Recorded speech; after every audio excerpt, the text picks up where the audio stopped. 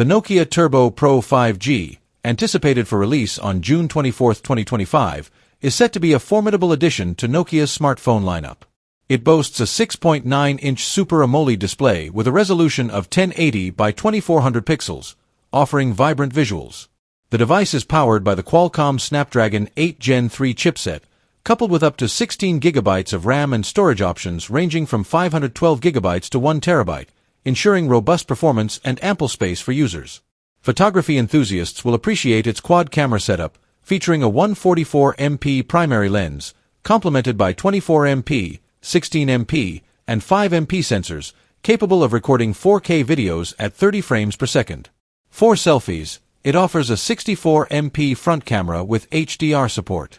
The smartphone houses a substantial 7,500 mAh battery, supporting 65W fast charging and wireless charging capabilities, promising extended usage with minimal downtime.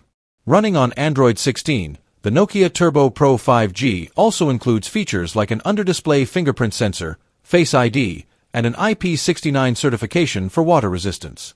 Available in pink, blue, and black, it is priced starting at approximately $564.